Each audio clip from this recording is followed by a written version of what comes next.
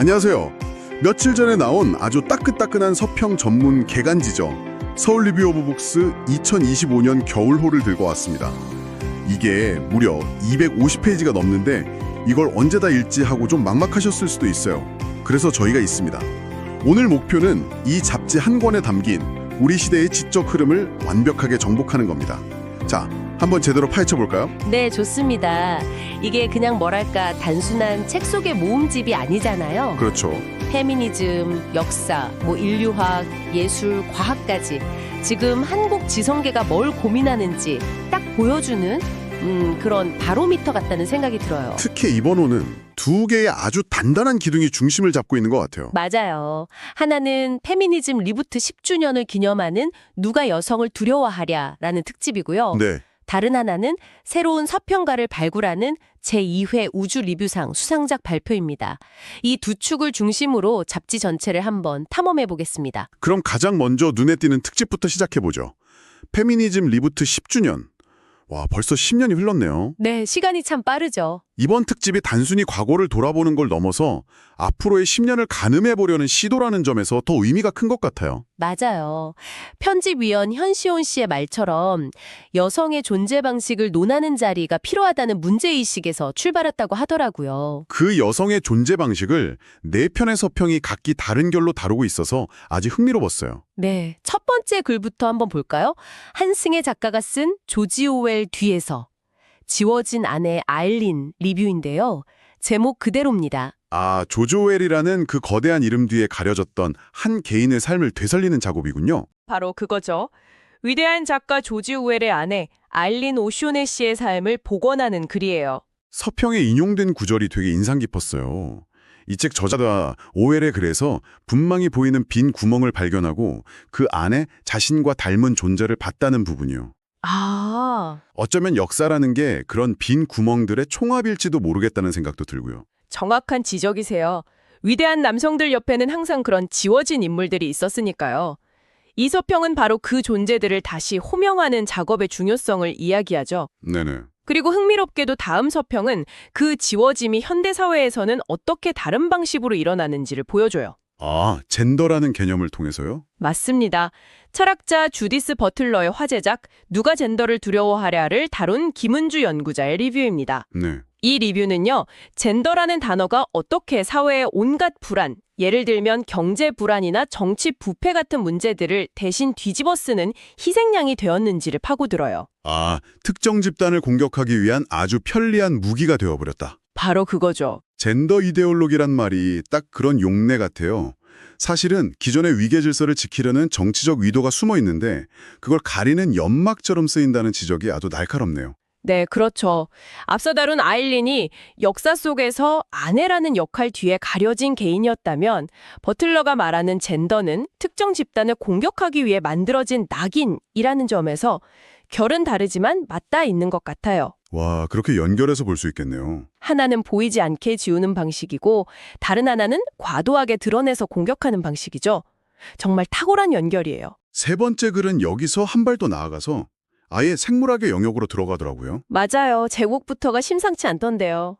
과학기술학자 임소연이 리뷰한 방탕하고 쟁취하며 군림하는 암컷들. 우리가 흔히 생각하는 암컷의 이미지와는 거리가 아주 멀어요. 그렇죠. 저도 제목 보고 깜짝 놀랐어요. 이 책은 바로 그 고정관념을 깨려고 의도적으로 좀 도발적인 단어들을 쓴 거예요. 아하. 자연계 암컷 동물들의 사례를 통해서 얌전하고 수동적인 여성이라는 이미지가 얼마나 부자연스러운지를 보여주거든요. 그러니까 우리가 여성성이라고 부르는 많은 것들이 사실은 생물학적 본능이 아니라 사회적 통제장치에 가깝다는 거군요. 네, 핵심이 바로 그거예요. 자연계에서 암컷들은 생존을 위해 교활하고 때로는 무자비하며 적극적으로 짝을 선택하는데 인간 사회는 그걸 여성스럽지 못하다고 재단해 왔다는 거죠.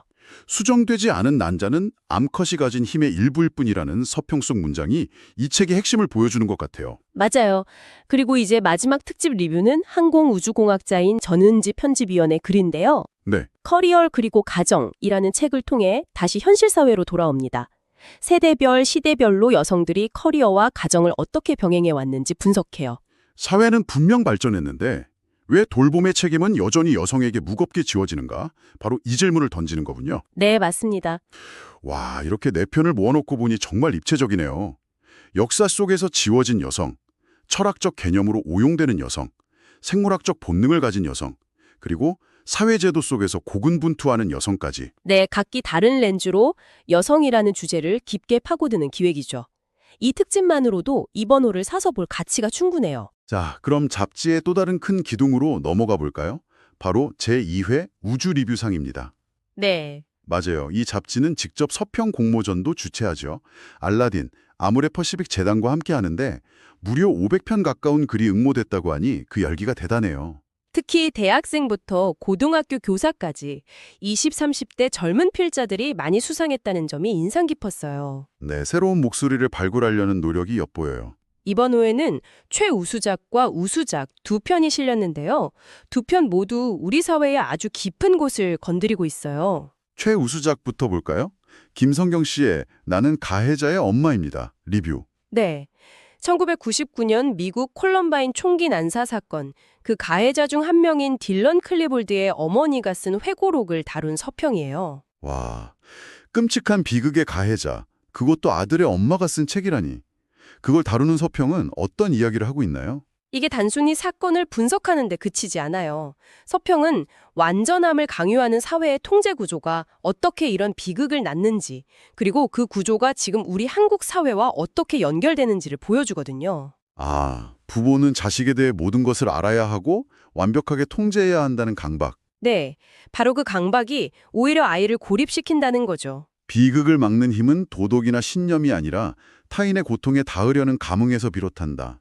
서평에 나오는 이 문장이 핵심인 것 같아요. 맞아요. 이해할 수 없는 악 앞에서 우리가 가져야 할 태도는 단죄가 아니라 고통에 공감하려는 노력이라는 메시지가 굉장히 무겁게 다가오네요. 그렇죠. 그리고 우수작인 이문정 씨의 기억, 서사, 리뷰는 여기서 한 발 더 나아가서 아주 근본적인 질문을 던져요. 어떤 질문이죠? 사건을 직접 겪지 않은 사람이 과연 그 사건을 이야기할 자격이 있는가 하는 질문이요. 예를 들어 위안부 할머니나 제주 4.3 사건처럼요. 아, 타인의 고통을 온전히 이해할 수는 없지만 그럼에도 불구하고 우리는 계속 이야기해야만 하는 그 딜레마를 다루는 거군요. 맞아요. 서평은 완벽한 이해는 불가능하더라도 난민적 관점, 그러니까 어디에도 속하지 못한 경계인의 시선으로 세상을 바라보는 태도가 중요하다고 말해요. 타인의 서사에 기대어 그 고통을 숙고하는 과정 자체가 의미 있다는 제안이 깊은 울림을 주네요. 네, 우주리뷰상 수상작들을 보니 타인의 고통을 어떻게 이해하고 이야기할 것인가에 대한 깊은 고민이 느껴져요. 잡지의 다른 글들에서도 이렇게 현재 우리 사회에 중요한 질문을 던지는 책들을 많이 다루고 있죠. 네, 바로 그 점이 이 잡지의 가장 큰 미덕입니다. 예를 들어 리뷰 코너만 봐도요. 과거를 다시 해석해서 현재의 문제를 비추는 글들이 유독 눈에 띄어요. 아, 인류학자 황희선 씨가 리뷰한 데이비드 그레이버의 유작 모든 것의 새벽 말씀이시군요. 네, 맞아요. 우리는 보통 농업 사회가 시작되면서부터 불평등이 당연해졌다고 배우잖아요. 그렇죠. 그런데 그레이버는 그게 사실이 아니라고, 인류는 역사 속에서 수없이 다양한 형태의 평등 사회를 실험해 왔다고 주장해요. 이 서평은 그 주장을 따라가면서 지금의 불평등이 인류의 유일한 길이 아니라는 희망을 이야기하죠. 무엇에 대항하는지도 중요하지만 무엇을 위해서인지도 중요한 법이다.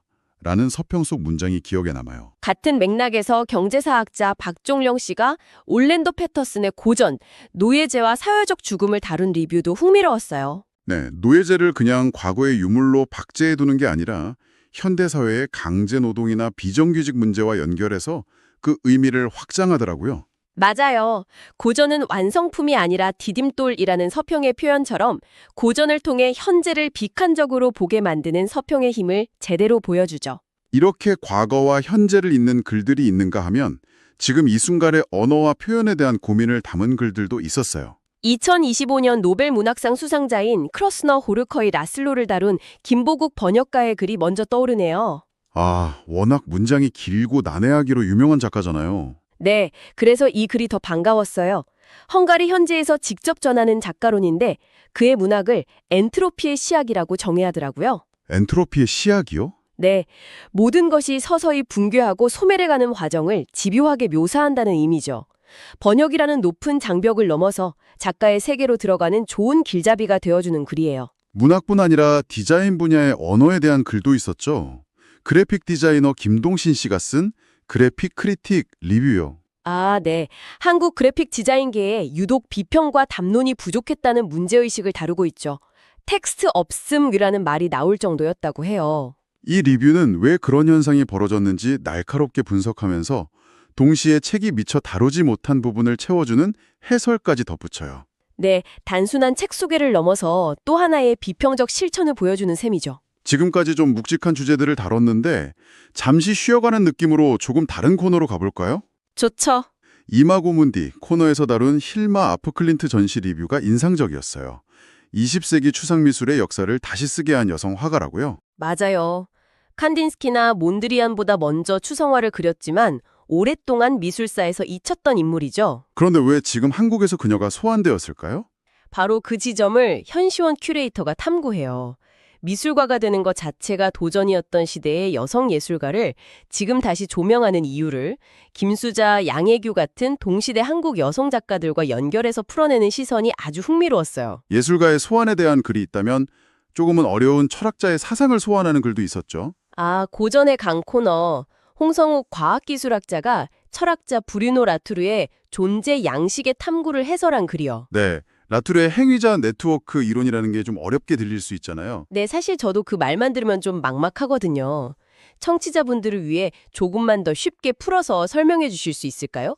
인간이 아닌 것들이 행위자가 된다는 게 무슨 뜻이죠? 좋은 질문이에요. 아주 쉽게 말하면 우리 주변의 사물이나 기술이 단순히 우리가 쓰는 도구가 아니라 우리 행동에 영향을 미치고 관계를 바꾸는 독립적인 배우, 액터 역할을 한다는 거예요. 아, 예를 들어 스마트폰이 없던 시절과 지금 우리가 사람들과 관계 맺는 방식이 완전히 달라졌잖아요. 스마트폰이라는 비인간 행위자가 우리 사회 네트워크 전체를 재구성한 셈이죠.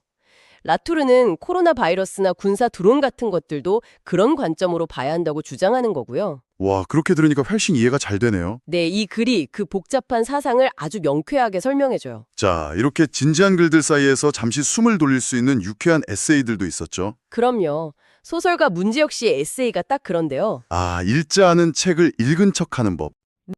다들 한 번쯤 경험해봤을 법한 이야기인데 아주 유쾌해요. 그러면서 독서가 사실은 본능이 아니라 5천여 년의 역사를 가진 상대적으로 최신 발명품이라서 어려운 게 당연하다는 어떻게 보면 위로가 되는 말을 건네죠. 맞아요. 책 안 읽는다고 너무 자책할 필요 없다는 말이네요. 가수 요조 씨가 쓴 책방 이야기 에세이도 정말 따뜻했어요. 네, 책방 무사 운영 10주년을 맞아 쓴 글이죠. 작은 책방에서 베스트셀러란 무엇일까 하는 질문을 던지는 글인데요. 네, 다른 책방 주인이 손님에게 했다는 말을 인용한 부분이 기억에 남아요. 지금 한 권 사주시면 그게 오늘의 베스트셀러입니다. 와, 정말 멋진 말이네요. 그렇죠. 배영 서점의 순위와는 전혀 다른 의미의 베스트셀러인 거죠. 책과 사람 사이의 관계에 대해 다시 생각하게 만드는 글이었어요. 이렇게 서울 리뷰 오브 북스 20호를 한 바퀴 쭉 돌아봤네요. 여성 문제에 대한 깊이 있는 성찰부터 노벨상 수상작가 분석, 인류의 역사와 현대사회 문제, 그리고 책과 책방에 대한 따뜻한 이야기까지. 네, 정말 방대한 지적 지도를 함께 여행한 기분이에요. 어떤 책을 왜 어떻게 읽을 것인가 라는 이 잡지의 질문이 여러분께도 가닿았으면 좋겠어요. 마지막으로 생각해 볼 만한 지점을 하나 던져드리고 싶어요. 이 잡지 편집 후기를 보면 18명의 편집위원이 서로의 글을 돌려 읽으면서 정말 혹독하게 비판하고 수정하는 과정을 거쳐서 책을 만든다고 해요. 아, 즉각적인 좋아요와 짧은 댓글이 넘쳐나는 시대에 이들처럼 시간과 노력을 들여서 서로의 생각을 단련하고 비평하는 과정은 우리에게 무엇을 시사할까요? 그러게요. 어쩌면 타인의 생각뿐만 아니라 우리 자신의 생각을 더 단단하게 다듬는다는 것의 가치에 대해 한 번쯤 고민해보라는 메시지 아닐까 싶습니다.